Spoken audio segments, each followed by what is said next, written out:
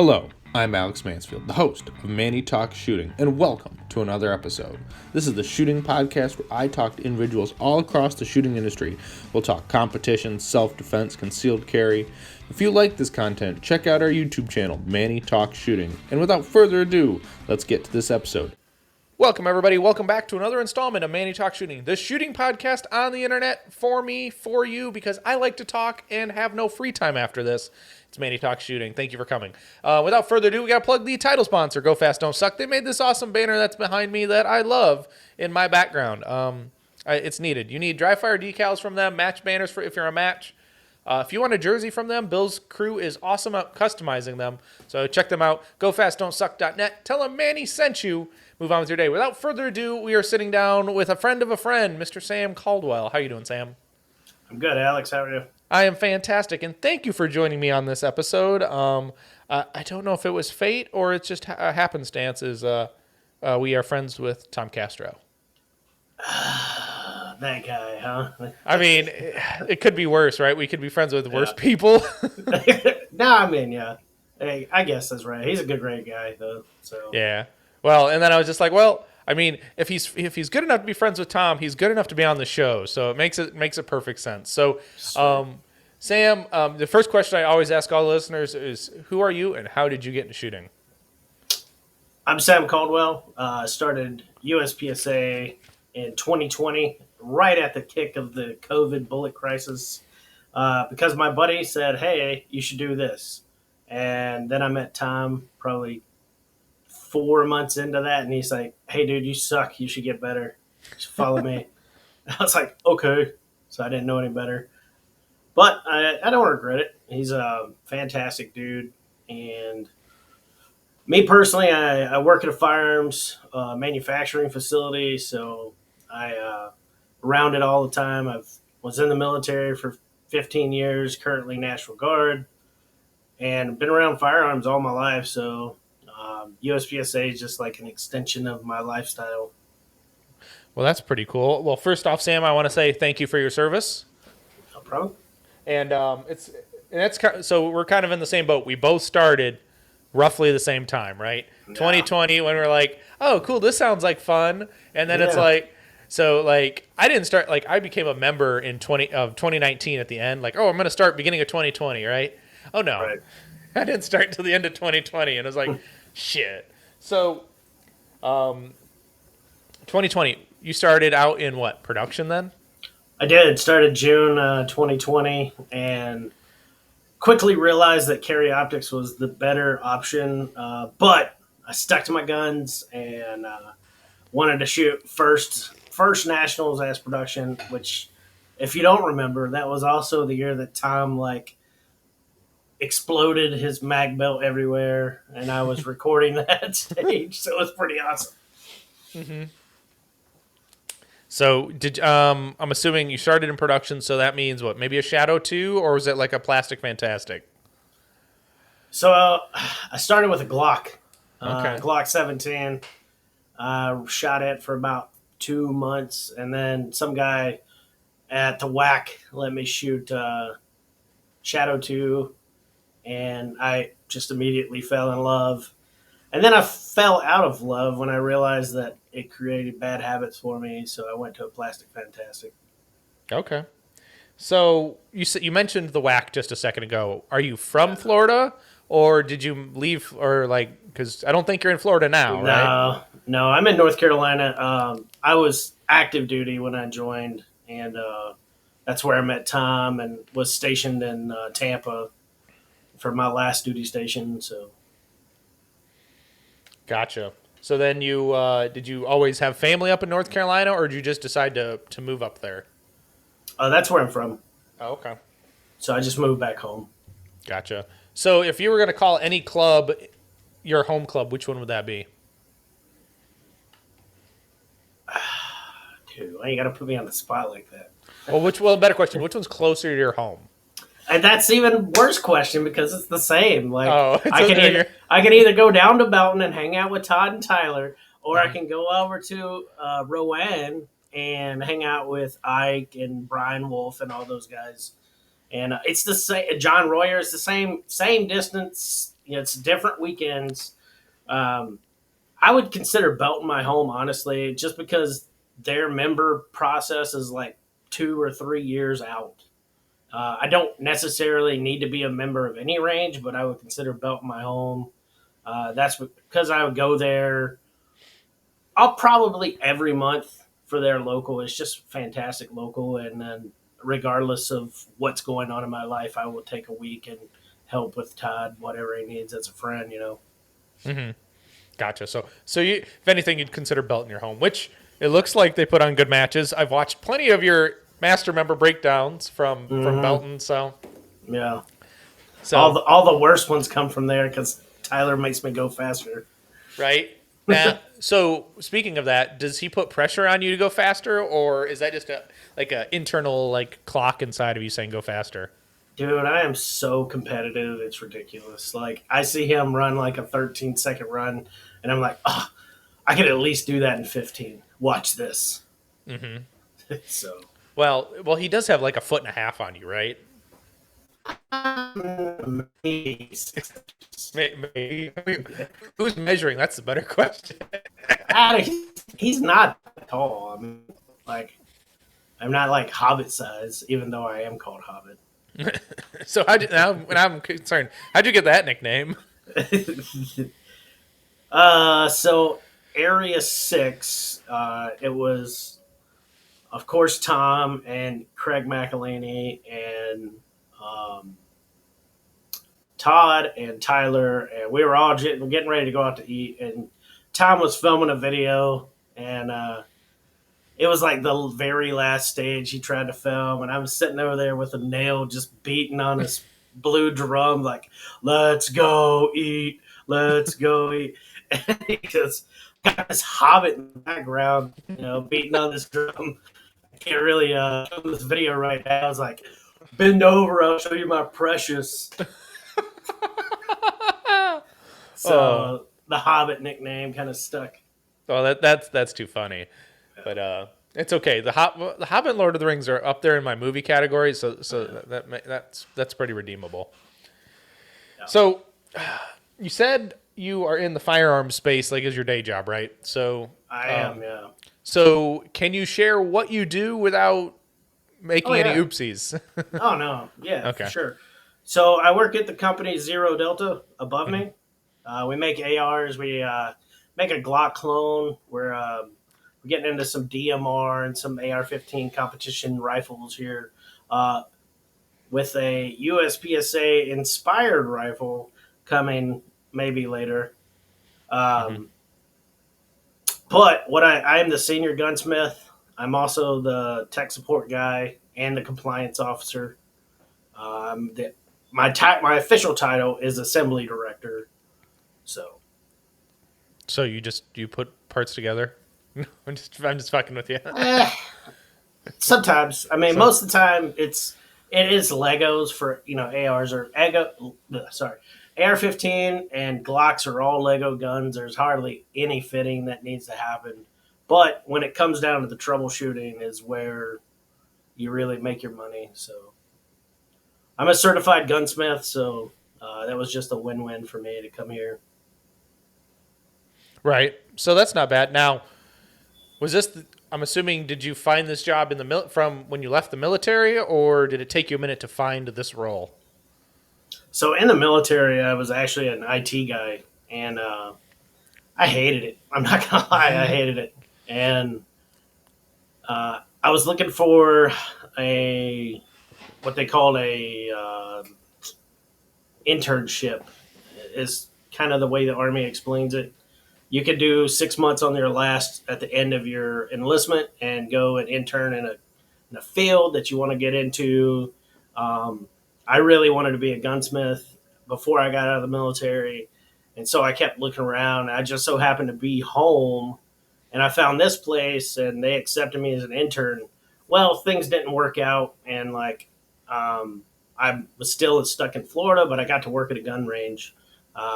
Guncraft, Tom talks about it. That's where JJ shoots. A couple other people shoot there. Um, but it gave me all the skills I needed to come here and take this job. And then when I came back, I tried to look for some IT jobs, and it was an hour and a half drive to get the pay I wanted for a one-way drive. It was an hour and a half, and I was like, I've done all this stuff. So job and like started out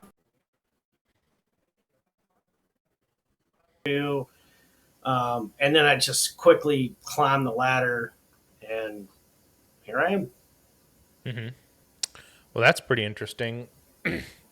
So with Zero Delta, as you said, you done your best of stuff. The ARs, the Glock clones. Do you have any product that you've kind of had a lot of say into that you can talk about? Yeah, almost every gun that we make, I've helped design or help perfect, or we're coming out with some DMR rifles. We're guaranteeing like way or less on the AR-15 platform, which is pretty good. Custom AR-10s, we guarantee half MOA on. We're also teamed up with US Optics, so all their glass we use. It's really, I mean, we make some pretty awesome ARs, but we also make those low end budget ARs. You could get for about $400-500 roughly, and Mm-hmm. it's gonna work. It's not gonna have all the niceties of the higher end guns, but they're gonna work. Mm-hmm. So if you could pick one project that you've been involved with that's probably your favorite, which one would it be? Mm. I can't tell you what we used it for, but it's a full auto 308 that at 200 yards we were getting quarter size groups with an 11.5-inch barrel. That's pretty impressive. That would be cool to play with. Yeah, it's pretty awesome. Mm-hmm. So that's pretty cool. So you said you're shooting a Canic now. Why not a Zero Delta? I'll be honest, we can't keep them on the shelf for me to get one for myself. So Okay. we had some delays with our plastic manufacturers that kept us about a year and a half, almost 2 years from actually sending the gun off. Mm-hmm. A lot was COVID, a lot was import restriction stuff. But every gun that we've built since we've got product in has been already pre-ordered for a customer. So of course those are going to go first. Mm-hmm. So if supply and demand even out, do you think you'll be able to shoot one in competition? It's actually already approved for USPSA. Well, I mean, would you shoot one? Oh yeah, I would. Mm-hmm. I mean, I would shoot free guns all the time.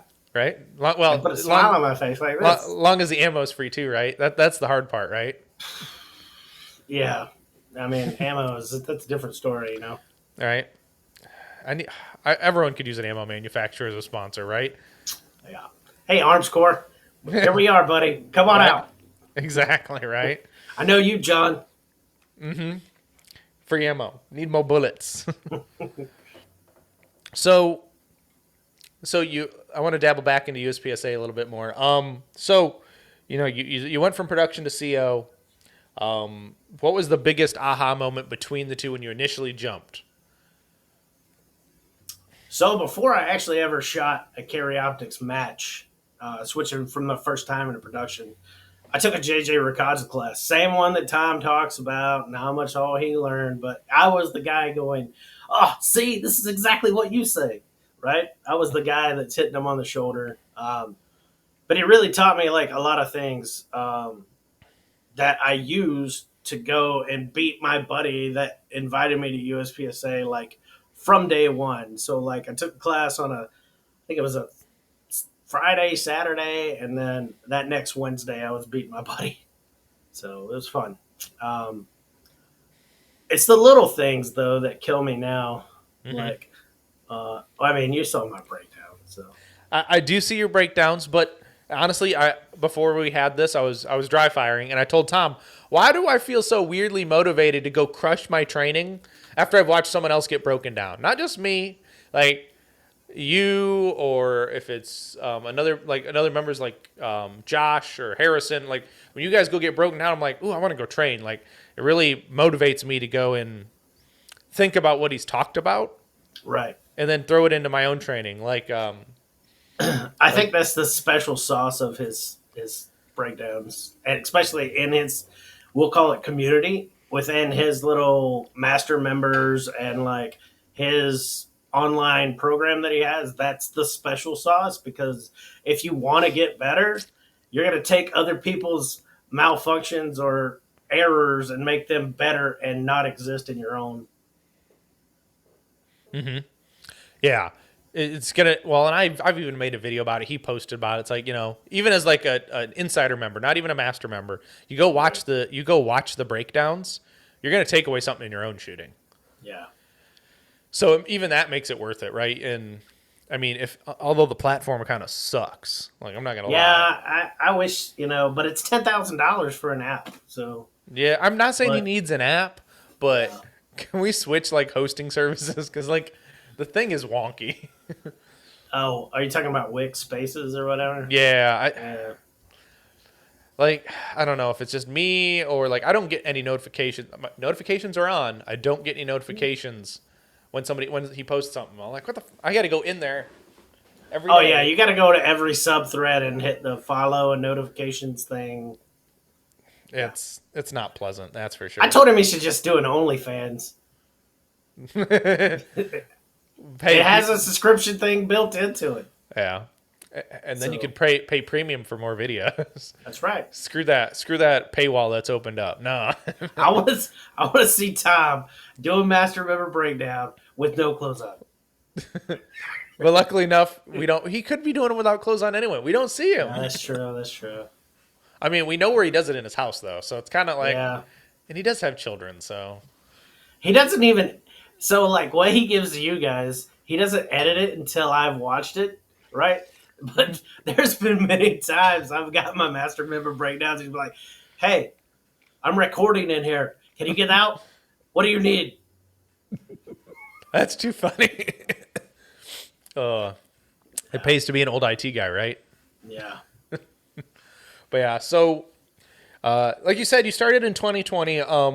Did you come in C class, D class, B class? What was it? I think I started like at 42%. So D class, I guess. Okay, so you've come up quite a bit. I mean, are you trying to are you close to A class? I think I'm like 72%, something like that. Okay, so you're right there. Yeah. Better question. I'll be honest, man. Like, we've signed a few distributors, and I've made 3,500 guns with 6 people in the last 23 days. Mm-hmm. So we have been super busy. Yeah. So with being super busy, how do you get out? A better question is, do you get to train other than dry fire? I used to. And then I took this director job here, and it's been pretty hectic, but it's starting to smooth out a little bit. So I've only been in this position for about 2 months, Mm-hmm. and every job has its like rises, and then you plateau and you find time for yourself, and then something else changes, and now you lose it all. But I'm about at that plateau where I can start going back to actual training. I used to train Tuesdays and Thursdays, 100 rounds during lunch, dry fire, in my breaks when I was actually building guns. So it was not uncommon for me to be seen wearing a belt coming in the morning with a gun on, and it wasn't a big deal. Gotcha. That's pretty cool. But now I have meetings and have to answer phone calls a lot. So They just don't want to hear the click clack in the background, right? Cycling True. the slide, playing with that's the trigger. true. Yeah, yeah. Oh, I would be like if I was able to work from home.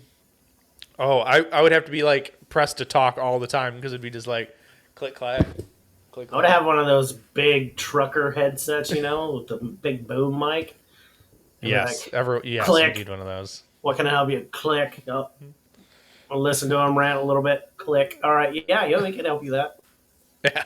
Have you seen? I don't know if you've seen this, but there's like probably an Instagram reel of the people like doing customer service, um, and they're just able to like they're speaking. Every other word comes through because they Yeah. unmute, and they're Yeah. like, "You motherfucker!" It's Yeah. hilarious. Mm-hmm. Those are the I don't best do ones. that. I No, don't do that. hey, you're in charge of people. You can't.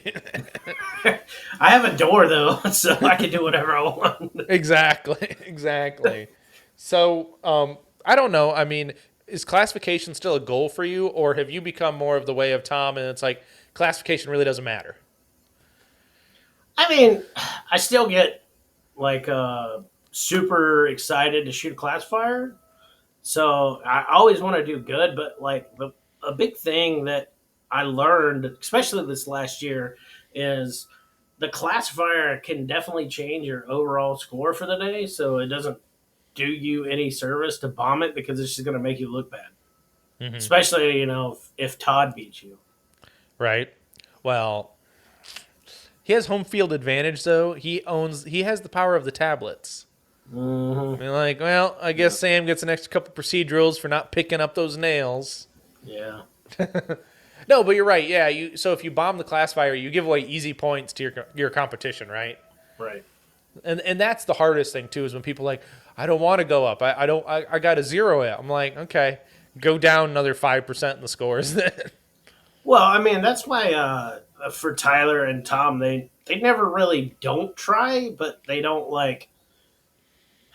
I guess I get super excited about the classifier, and I like I get all that nervous energy, and but when they shoot it, they're shooting it for fun to try to do the best they can. But if they don't do well, it doesn't matter, right? Hmm. Right. So, I don't want to stay B class forever if that's what you're asking. well, no, I don't. I wouldn't want to stay B class forever, but it seems like everyone says this, right? And I don't know if this is true, but as soon as you stop caring, you're just going to automatically boost up in classification. But, It's true. yeah. It's true. Like, and I've finally got some of my local guys to think about that and just like shoot it like a stage. It's just another stage with 60 points that you're gonna lose the match if you bomb it. Dude, I stopped carrying it. Like I try to remember. It was like my first production match after Carry Optics Nats this year. I was shooting at Rowan, and I was like, "Oh, I think I've shot this classifier before, but I don't know if I've shot it in production." Hmm. So I was like, "You know what? It doesn't matter. Let me shoot it." And I had like a 92% run on it in in production. Hmm. So I was like, "What the heck is this?" Did it get Obviously, I did. Oh yeah. it Oh got yeah. flagged? Did Oh you yeah. did you appeal it? No, no, absolutely not. Like, I mean, it was it was a hero run, honestly. But I connected, and everything worked, and I was like, "Oh, all right, here we go." Hmm. So, That's not bad then. So, yeah, back in 2020 or when you first started, what was your first major match you ever went to? Area 6, 2020. Okay, so it was pretty early then, or was Area 6 late, or was Area 6 in Florida that year? It was in Florida. Yeah, Okay, because I that was had a weird one. I had 48 mics. That's not uncommon. I mean, you're a brand new shooter, right? Yeah, yeah, and I only lost D class by 2 points. Oh, that's got to hurt in the soul, right? Yeah, So, did you feel did so that Area 6 would probably be the only Area 6 match in current state years that wasn't staff reset, right? oh no, it was not. So, but you must be getting accustomed to staff reset matches now, aren't you? I actually don't like it. Really? So, you as an Area 6 resident don't like it. Explain why. I mean, it's nice to have, but like you. So I shot Area 8 this year, and that really solidified my opinion on staff reset, right? So I was kind of shooting with the super squad of A8, right? Hmm. So Tom Castro, Aaron Edens, John Vlager, John Browning, and dude, like those guys work. right? And that's what I like, because when they're out there pasting, they're also talking crap. And it's awesome. You're like, oh, you got two deltas over here. Look at that guy, you Mm-hmm. know? And that's motivating. Sitting back and sulking about your score while everyone else shoots is terrible. Mm-hmm. All right. So is that one of those things where you would take it or leave it, or will it make you decide to go to the match or not go to the match? I mean, I'll probably still go to the match, but I'm. It's a much better time if you're pasting yourself. Right. Probably keeps your energy level up. Like I know myself, like as soon as you can kind of get lax on something, Yeah. you kind of get out of the groove. Oh yeah. And I'm betting with the staff reset match, you're more likely to forget targets because you're not out there pasting and making sure you remember where they are. Or on the other hand, you have more time to visualize and get your stage plan down, so you're never going to forget a target, right? It's Oh no, I totally believe that if during the staff reset matches you get very lackadaisical, most people sit down, drink water, they get like really heavy, they'll eat snacks or talk crap and not focus on the match. Right, going out pasting keeps you focused on the match, and like I don't know, staff reset was I think is a thing that will be going away because it a lot of people like it, but they don't want to pay for it. So why even have that option, right? yeah, that's true. It's interesting to hear. I mean, I've never shot a staff reset match because I've worked a staff reset match Right. where staff reset is great until the rain hits. Well, you've got your certain amount of people you need, and then it's like, oh, it's raining now. I've got to lift bags. Yeah. I will tell a quick story. Buckeye Blast is, first time I met Tom in person, the last day of the match, it starts to rain in the morning. We had like 4 squads or 5 squads to shoot that day. And the first squad was cool, no, I'd call them nobody shooters, but they're just like you and me, like average Joe Schmoes, right? And then the next squad had Mr. Matt Hopkins on it. So I was like, well, these guys probably are not going to be like these guys who helped us pull all these bags and then let us tape. So we need to find a solution to these bags yesterday. So we found a way to slit the targets. So at least then we were back to running at our optimized pace. We're almost close to, because the first squad of the day, we went from it was supposed to be like a 2.5 minute turn time to like 4 minutes, purely because pull the bags. And these weren't the cheap, shitty bags. These were the nice, thick bags that Oh yeah. that are The ones super that are tight. terrible to get on. Yeah, because they're tight on the sticks. Correct. I mean, they're great if you had to shoot in them, but getting them up and down is a bitch.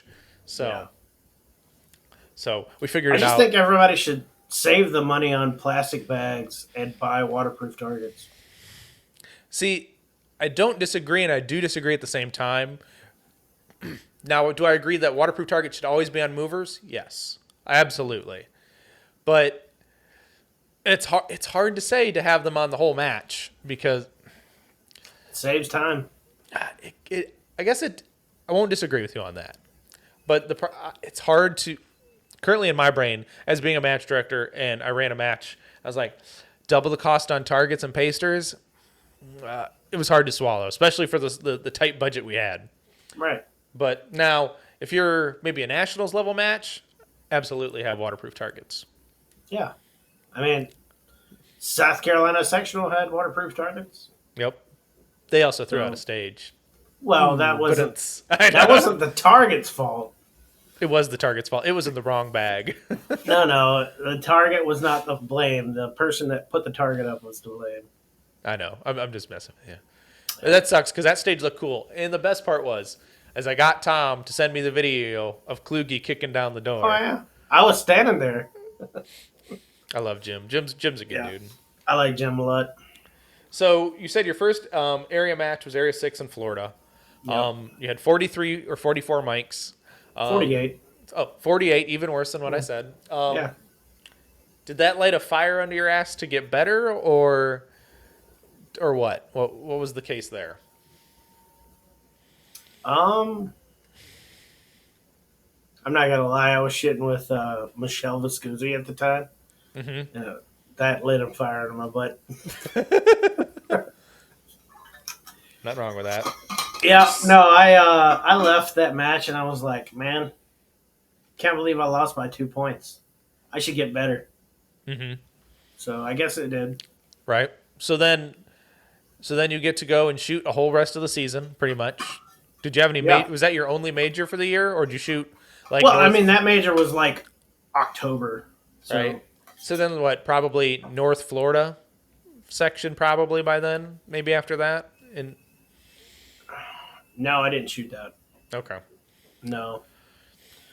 I after shooting 3 matches a month at the whack, Mm-hmm. and then you know garnishing the smell of the summertime whack, I never wanted to go back there.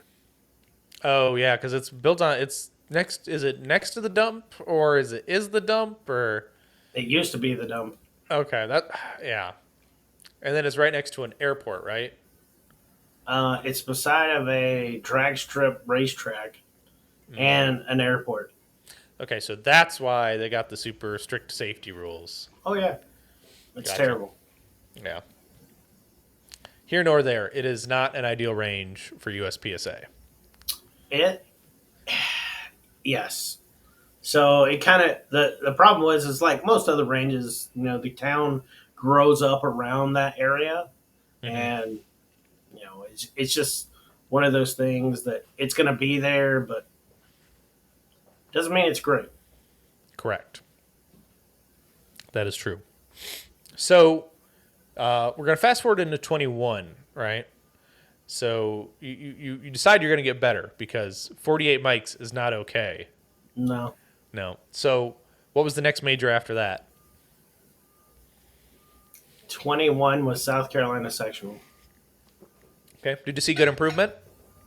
Yeah, Well, that's good. oh yeah. I took fourth B in production, Mm-hmm. so I think I got beat by Adam Jaswitsky.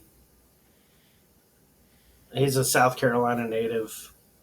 Okay. So ever since then, I was trying to chase him, and then, yeah, I mean, it was pretty good.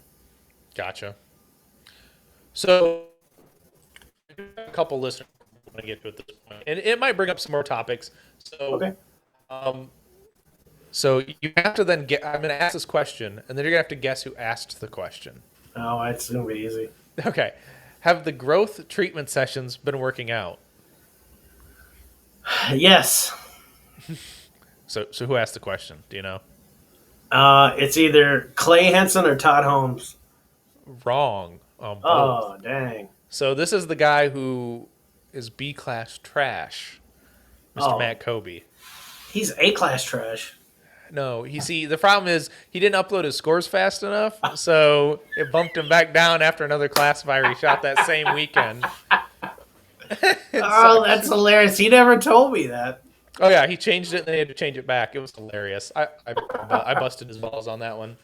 No, so it was funny enough. Mr. Kobe shot production and production 15 or limited minor this weekend, and I'm like, are you and Sam gluttons for punishment or what? Like, Is that why he's selling his rival? I mean, probably. I mean, I would tell him, he's like, you need to give me a better deal on this if I'm going to pick I it know, up in right? person. Yeah. I don't need He it. wants 5,600, 560 or something like that. Like, Remember, he touched it, so it's gold, right? yeah, It's worth all the money now. No, yeah. he is. I'm really nice that I'm really glad I've actually met Matt and get to know him and bust his balls. It is quite entertaining. Yeah. I ask him next time you see him. Ask him why it says "classic firearms" on his tattoo. I better. But he did say he does say he misses you though. I know. I miss him a lot. Well, maybe he needs to like come down there instead of just like live on his little boat. If you ever drive with him and you pass any kind of trailer, just shout out like "horse trailer." Oh, speaking of this is a great question. So you drove, what was it, to Area 6? You drove Tom and, was it Craig? Oh, so I know where this is going. It was my buddy John Newhoff that used to help Matt and Tom Mm-hmm. do the match down in Guncraft, and then Mm-hmm. It was me, Matt, and John in a truck, and then it was Todd and Craig in their truck. And I have a display in my truck where I can watch like Netflix or YouTube or podcasts or whatever, Mm-hmm. right? And we got about 10 minutes down the road, and Matt was freaking out. Like, I was going to crash and blah, blah, blah. And I was like, dude, that's like, calm down. Like, we had to pull over and tell him, like, you need to shut up or we're going to run you ride in the back with Tom.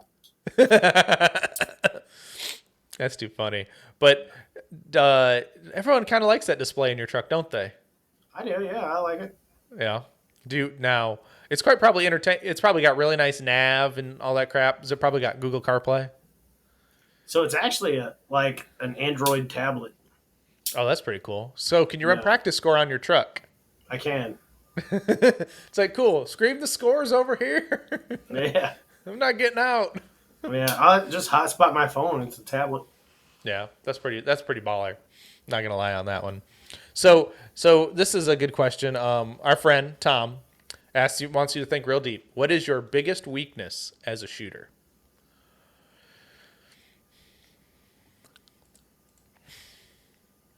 Too aggressive. Mm-hmm. Yeah, I'm definitely not measured because I want to say I'm down to try it to see if it works out. Most of the time, it doesn't. Mm-hmm. But I don't know. I've kind of never tried to be safe when I was shooting, Mm-hmm. but I mean, even down to running into position, out of position. Um, I'm aggressive, Mm-hmm. and it's just because I want to be competitive. Right, and I can see that, especially with watching your breakdowns. I can see that Yeah, even before he actually starts talking. I know. But I'd rather you be. I would say this. I'd rather you be too aggressive and then have to learn to dial it back than be not aggressive enough and then have to find the aggression. So it's Tom's fault Mm-hmm. that I'm so aggressive. Not because I try to be like him or mimic him. It's when I started out, I was a turtle, Mm-hmm. and I was very, very accurate. And I, uh, I got tired of being so slow, and he would yell at me, "Rod, Rod, go, keep going faster." And so I did, and now I can't stop. Right. So you're almost like a bull in a china shop sometimes. He calls me a bowling ball. So if you don't know, I'm kind of thick. Yeah. Nothing wrong with that. No, You know what they say there. Well, I don't know if I can say this on Pat. I'm gonna do it anyway. You know what they say about what a skinny girl's good for? nothing. Exactly. No, Nothing wrong with you ladies. I know. Um, but excuse me. So we do have another question. Okay. So he wanted to find your beat up. So what is your biggest improvement in the last 3 months? My reloads. Mm-hmm. I mean, you are using cool Henning mag pouches, so it definitely makes them better. Dude, if I could get sponsored by Henning or that dude is so awesome. I've talked to him multiple times. He's such a great dude, and he actually cares. Um, he actually listens to people when they ask him for things, and it's freaking awesome. Um, but yeah, I mean, my reloads, like at Area 8, I really learned that I wasn't making reload a priority, and I have a problem with not compartmentalizing steps of shooting, and I'm trying to work on that. That's probably my third biggest achievement. Yes, I can see that. But yes, reloads are nice, especially when it's really cool when you have to slam like 5 of them in a stage because you decided to Yeah, shoot production. yeah. Did you shoot Area 8 this year? No, I did not. I was very fortunate the week before. I was hanging out with Tom all weekend. He came up to Oh, my yeah. he taught a class up in my Kobe's in my neck of the woods. So Right. no, I did not go to Area 8. So they had a stage. You had to start with your hands on the barrel, Mm-hmm. and then you had all magazines had to come from the table, Mm-hmm. and so you could go to the right or to the left, but each one had 10 shots, and it And, sucked for yeah, production. because you couldn't have a Barney either. Correct. So Was but I that wasn't reloaded. but that I wasn't the reloaded. Go oh, ahead. no, you go ahead. I reloaded 3 times before I left the front position. Oof. Yeah, because it was an unloaded start. Mm-hmm.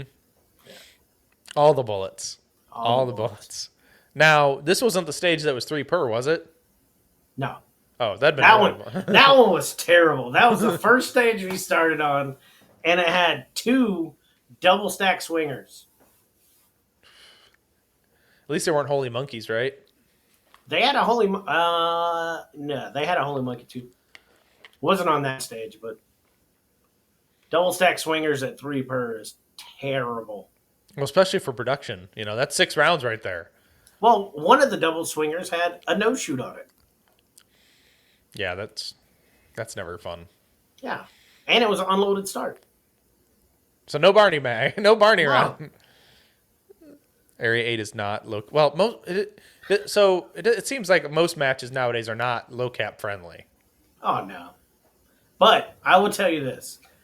I like that kind of challenge. So I would definitely go back to Area 8 if they're going to do it that same way.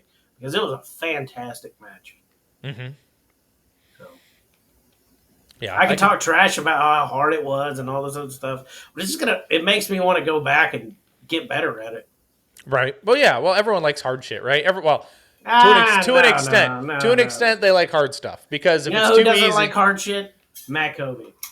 Oh yeah, this is why he's still B class trash. No, excuse me. Hard stuff is fun. Like Area 5. Like I don't you haven't been to an Area 5 match yet, have you? Nope, not yet.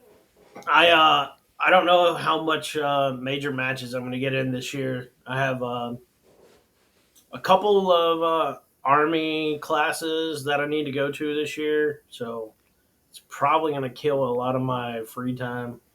Mm-hmm.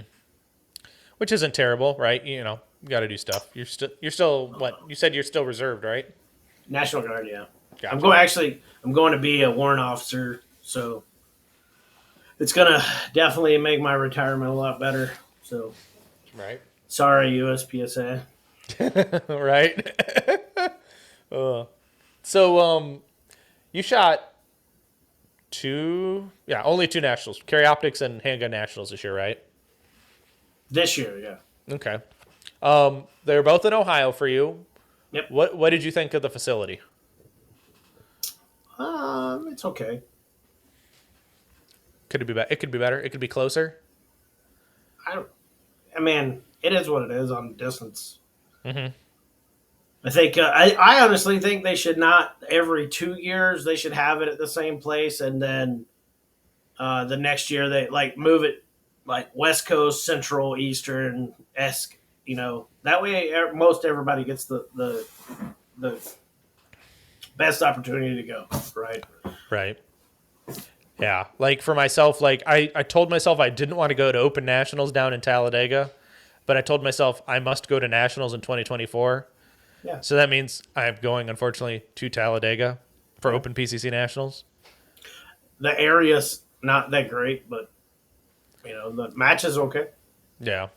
And that's where I regret. I'd love to see more, nationals move around, make it a little bit easier. So every once in a while, it's only like a 5-hour drive, not a 12-hour drive to Alabama. If it's over 4 hours, I'm probably not driving. Yeah. I'm just old. I've had 2 knee surgeries. If I stay in a car for too long, I get stiff, and it takes hours to recover. Mm-hmm. So, I could see that. That's unfortunate. well, it is what it is. You old bastard. I mean, I jumped like 83 times out of an airplane for the Army, so Mm-hmm. it's the woes. Okay. So you said you jumped 83 times. All right. So what's your best jumping story? I jumped out with a 120-pound rucksack between my legs. I was the last person to get off the plane. I could see the guy waving me on, like, come on, let's go. And then I jump out and I drop my ruck on it. It has an extension line, so you don't have to land with it.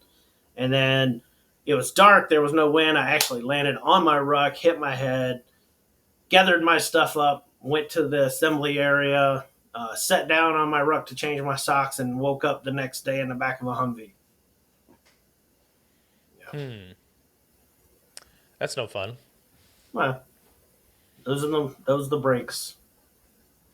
Now, the question is, so you jumped, right? Oh yeah. And remember nothing. Oh no, I remember it all. Okay. I've So, actually walked across the top of a parachute before, midair. okay. That's kind of interesting. It's not. It's really scary. Is it? It just Yeah. sounds interesting. But yeah, because what did you do? Jump too early then, or did you just catch up to the guy? No, so like they'll sweep underneath you, right? And you'll be over top, and you just kind of like if you're falling faster than them, right? You're just gonna go and crash into their parachute. And the only way to get away from it is to run across it. Gotcha. So those are some interesting stories about jumping out of airplanes. You're the second person on the podcast I've talked to about jumping out of airplanes. Who was the other one? Alberto Colon from the Tampa area. I know him. He was on a couple episodes ago, so we talked a lot yeah. about his army background. So Oh, nice. Yeah, I was down there where he lives. I was stationed down there. nothing wrong with that. But yeah, so do you miss active duty? No, No. You like the civilian? You like the National Guard / civilian lifestyle a little bit more? I do. I get to do what I want, pretty much. Yeah. Is that a good thing I, though? It seems like some people need the structure, right? if it was me 18 years ago, I would probably say the reverse. But I mean, I had that structure for so long.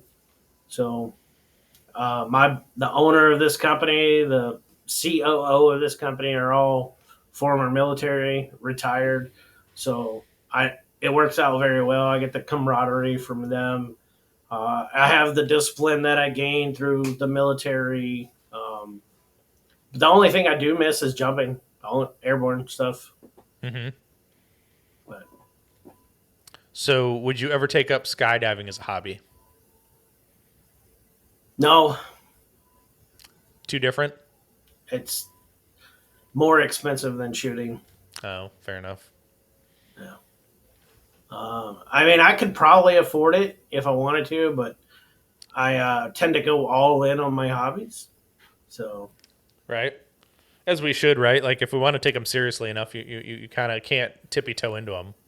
no, I mean, being a gunsmith for me started out as a hobby, and then it was like, oh, I could actually make this a career. So Which you do, which is pretty cool. yeah. So, I guess this is I guess a gunsmithing ish question. What is the most requested color on a rifle from Zero Delta?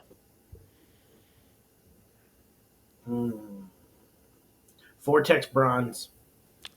They have their own color bronze. Yeah, Vortex bronze. It's a Cerakote color. Okay. I mean, so Sig has Sig tan. Geisley. Sig Tan is ugly, Yeah, well, I mean, but they have their own color. but Vortex Bronze is like what you see like on a PST Gen 2 Viper or Yeah, like the what the hell is their really good optic? God, the Strike Eagles. not that one. Oh God, no, this is gonna bother me. The one that God, it's like the go-to everyone was using too. Fuck, this is gonna For bother me. PRS stuff. No, it like an LPVO kind of. Oh, Fuck, what was it? God, Crossfire. No, now I'm gonna have to look it up. This is I bothering thought me. the Strike Eagle. Strike Eagle was the cheap one. Oh, Oh, I know it is. Viper? It's the razor. Razor. Yep. Yeah. Because they also have it as a red dot, but it's Yeah. bad Vortex naming things twice. Yeah. Yeah. True. So that's pretty cool. So you paint things Vortex bronze, which is actually probably a pretty cool color. I'm not gonna lie on that one. It looks like purple with brown. Yeah, It's not my favorite. yeah. So if Kids you love were it though. so if you were gonna paint a rifle for you, what color would it be? Black and tungsten nightshade. Okay, that does sound pretty baller. Yeah. I've got an idea of what tungsten nightshade looks like in my head, so I mean I'm gonna stick with that mental picture. So nightshade is a type of camouflage. Mm-hmm. It's essentially little rectangles all over everything. It's pretty awesome. Oh, so okay. I think I'm not big into like I call it like the first person shooter games. Right. Like everyone's all those. Oh, I gotta have this new skin for my gun. No, mm-mm. I actually have a green and FDE one next door. Mm-hmm. It's pretty awesome. Yeah, I kind of made you neuter your office, didn't I? New to my office now. Neuter your office because you probably had cool shit in your office. Then you're like, Oh, I do. Hold on.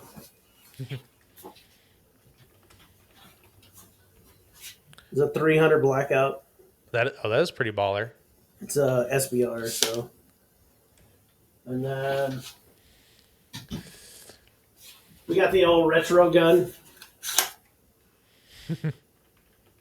Yeah. And then this is one that I put together for CanCon this year. It's a 11.5-inch full auto billet. Oh, that is sharp. Yeah. And there's our LVPO there. Nice, nice. Yeah. So for you, The office is not neutered. It's just angled differently. gotcha. I mean, that's how it's got to be, right? Yeah. At least it's not a casting couch. Hey, that's what they said when I. So I actually took this couch out of the foyer because nobody uses it, and the COO came today. He's like, "What? Why do you have a casting couch in here?" I was like, "I needed it for a podcast. I'll take it back." He's like, "Yeah, whatever." It's like order one for the foyer. Yeah, right. This is trash. You need to put a different one in front. That's too funny. Oh Lord. So do you have any current goals in your competitive shooting career? I do. Yeah, I want to make master before 50. No, I'm just kidding. I'm only 40, so 10 years would be a long stretch. I don't know. I want to make A class before the before Area 6 next year, Mm-hmm. and then master by the end of the year. Okay. I think that's respectable. Yeah, I think it's also attainable. Like I said, I'm hitting that plateau in the job, so I'm gonna need to fill some time. Mm-hmm. That'll be cool, especially since you shoot difficult matches or challenging matches, so it makes the skills a little bit more rewarding because you're able to perform at a level which you appreciate. Yeah, easy matches I tend to do worse on because I try too hard. Right. And then the more hard matches I do pretty good on. Right. Well, and it's just the mindset you put yourself in, right? You walk the Right. stages, you get a plan. Do you find yourself walking stages at a local, or do you just show up for the first 5 minutes when you're on the bay for the first time? Depends on where it's at. Mm-hmm. There's a couple locals around here. I can pretty much just show up like 30 minutes early, check in, and then walk stages a few times and be done. But like Rowan and Belton, I always get there like an hour and a half early, help finish stages, and then walk because there's always little things that could be better or not better, but there's always a little bit better way. There's always a way to flow through the stages where you're attacking all the time. And a lot of it really challenges you to be better. So, I mean, you saw that master member program, the very first stage, he was saying you should have went to the right instead of staying in the center. that was my plan. My body just did not execute it, right? So Hmm. like, yeah. So those little matches like that. I mean, Rowan every now and then will have some like banger of stages, and you really have to pay attention. Hmm. So Right, and those are the matches that make or break you as a shooter. You get better because of the finite details and the planning. right, Like for myself, I know something that I'm going to have to do that I've told Tom is that I need to go and really go before the match and walk stages like I give a shit and not listen to anybody and right, just like walk the stage, be like, this is my space, this is my time, let me walk it. right. Because I usually I show up in the 5 minutes that when our squad rolls up to the stage and I'm like, okay, I'm looking at it. What do I see? Yeah.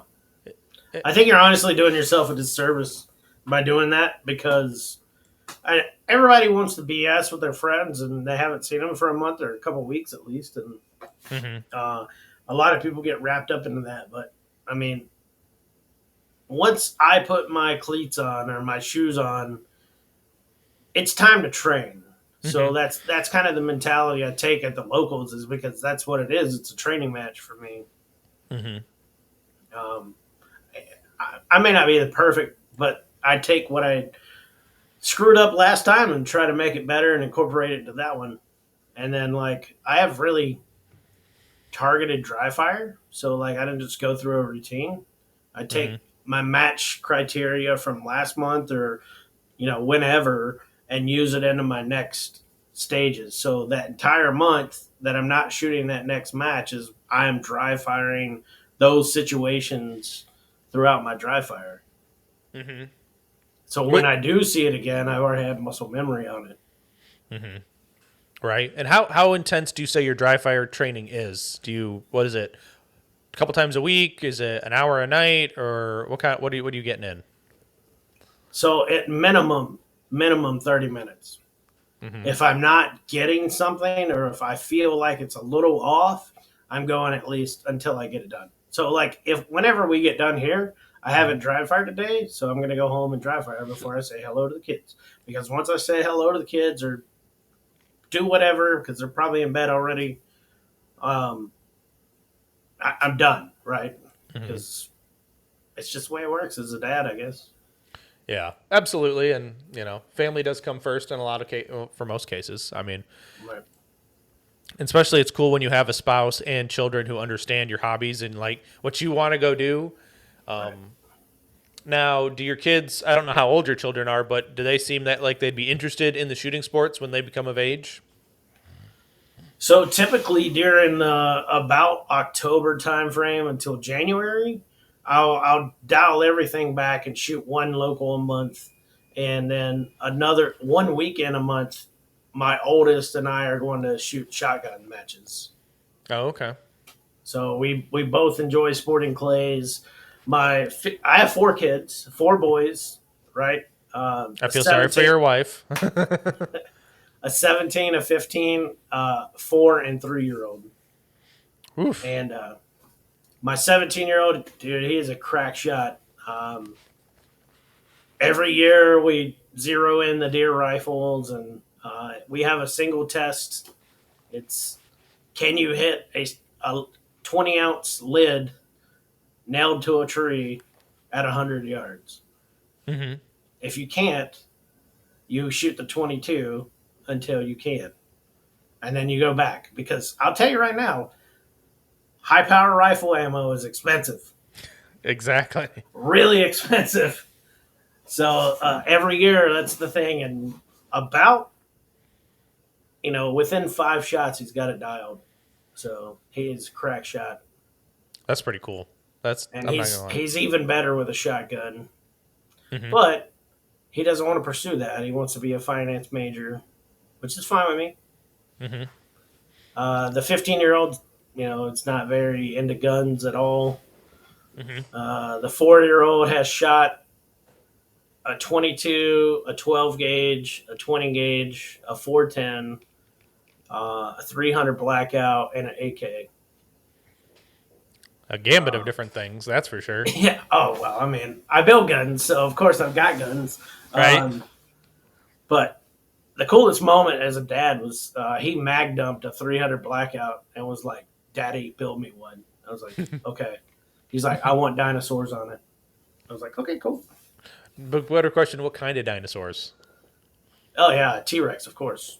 There you go. That's got to be a baller paint job. Not gonna lie. Yeah, I actually talked to our Cerakoter about it. He said I could do it. That's So, pretty baller. yeah. But that's cool. So Sam, we are near the part of the show where I like to wrap it up, and I've got a few more questions before we, as I call it, pinch it off. Sam, do you, other than probably your employer, do you have any form of sponsors or people you need to shout out? So I don't have any sponsors. I do have companies that I use and I only recommend, and I always tag them in my Instagram. It's Go Fast, Don't Suck, of course. They made my awesome Hobbit jersey. Hunter's HD Gold, hooking it up. I've got all 3 lenses from Brian at Handgun Nationals. I paid for my active blues. Those things are fantastic. I have photosensitivity, so they work really well. This year, I started using Dominant Defense. They are fantastic belts. I will never, ever get any other belt besides Dominant Defense. I have 3. Yeah, I'm about to buy another one, I think. I got a single stack gun that needs a rig. So, Tom Castro, of course, he doesn't sponsor me. He should, as much as I talk about him, as much as we talk about him. He should give us some of that money. Right? We keep giving him money. That's the I know, right? I shoot Supervel ammo. I like them. I've never had a problem out of them. Right now, they're the cheapest thing I can find. I don't reload. I want to reload, but I have a feeling that now is probably not the time to be reloading. But Henning, those are the people I use. So I love all their stuff. Gotcha. Holston Mountain Concealment. Those are my favorite holsters. They're kind of a no-name brand, but man, they are fast. Like just instant touch out of the holster. There's no tension unless you want it. It's pretty awesome. Well, that's pretty cool. Nothing wrong with all those companies. I know most of them, so they're all fabulous. If anyone's curious, Dominate Defense, use Manny Talks 10 for 10% off your Mach 1 speed belt combo. Definitely going to buy that one. Thanks, Manny. You got. I mean, it's going to save you a little bit of money, but you never know. You never know when that money's going to come in handy. But yeah. So Sam, if people want to get a hold of you and talk to you and make fun of your hobbitness, where can they get a hold of you at? theshire@gmail.com. I'm just kidding. I'm going to have to go get that Gmail now. No, it's SC_shooting Instagram. You can hit me up. You can search me up through Zero Delta if you want. I do have a direct line and an email. I could get you some guns if you want, whatever. Yeah, I'm not putting my cell phone number on here because you're going to call me. So. Yeah, exactly. Where's my gun, right? Yeah. Right. Well, Sam, brother, thank you for coming on. This has been a fun and interesting conversation, so I appreciate your time. Yeah, it was great. And to the listeners, get out and do the things. I will see you on the next one.